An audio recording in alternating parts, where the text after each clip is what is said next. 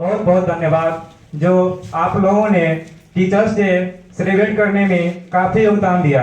और आज के दिन काफी मायने में बहुत ही महत्वपूर्ण है, क्योंकि आज 5 सितंबर ये कोई खास दिन है ही, लेकिन इस दिन किसी ऐसे महापुरुष का जन्म हुआ था जिसके जन्मदिन पे हम लोग टीचर्स डे मनाते हैं। आखिर हम लोग 5 सितंबर को ही शिक्षक दिवस क्यों मनाते हैं? इसके पीछे भी काफी रीजन है, लेकिन इसके पीछे रीजन ये है, हमारे देश के प्रथम उपराष्ट्रपति डॉक्टर राधाकृष्णन एवं वो राष्ट्रपति ही नहीं बने थे बल्कि उपराष्ट्रपति भी रह चुके हैं प्रथम, और दूसरे राष्ट्रपति भी बने हैं, और खगोल विद्वान भी थे। और अपने समय में जिस समय अपने पद पे थे 14 वर्षों तक वो बच्चों के बीच में रहे, उसको समझाते थे, पढ़ाते थे, और अपने जीवन में बहुत परेशानियों का सामना करते हुए और आगे बढ़े।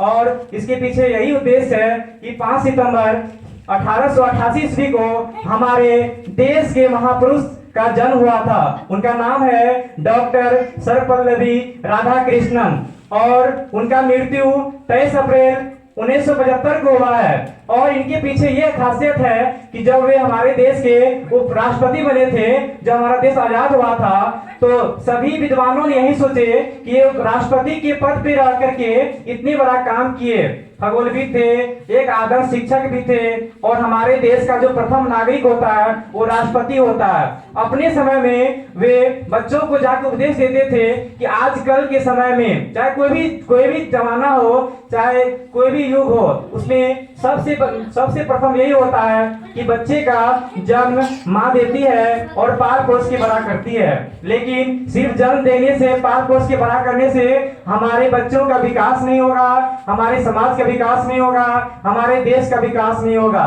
और बच्चों के जीवन का सबसे प्रथम गुरु माँ होती है। क्यों? क्योंकि माँ के अलावा अपनी बच्चा, अपना बेटा हो या बेटी हो, उससे ज्यादा कोई नहीं जान सकती है।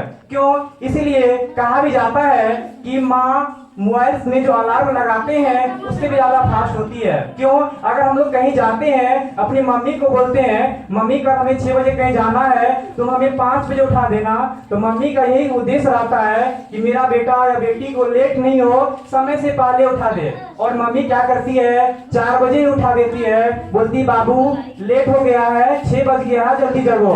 और माँ इसलिए अलार्म कहा जाता है क्योंकि माँ 2 घंटा पहले बच्चा को बोलती कि 6 बज गया है, जल्दी उठो। और उसके बाद माँ बाप जो होता है अपने बच्चों को सही दिशा निर्देश देने के लिए अपने गुरु के पास भेजते हैं। और गुरु का भी एक कर्तव्य बनता है कि वो जिस स्थान पे रहते हैं वो हमेशा चाहते हैं कि मेरे पास जो भी बच्चे आते हैं, जिसको जो शिक्षा देना है उसको किस तरह से शिक्षा दे। क्योंकि माँ बाप का जो कर्तव्य होता है बच्चे को समय पे तैयार करा के उसको स्कूल हो, ट्यूशन हो भेजना, लेकिन एक अच्छे शिक्षक का कर्तव्य यही होता है कि बच्चे को एक सही मार्गदर्शन दिखाए, एक सही रास्ता दिखाए, बच्चे आगे कैसे बढ़े, इसके लिए शिक्षक का भी होना चाहिए। और राधा कृष्णन जी ये भी कहते हैं कि देखिए, जब तक हमारे समाज में शिक्षा पे ध्यान नहीं दिया जाएगा, हमारा समाज विकसित नहीं करेगा।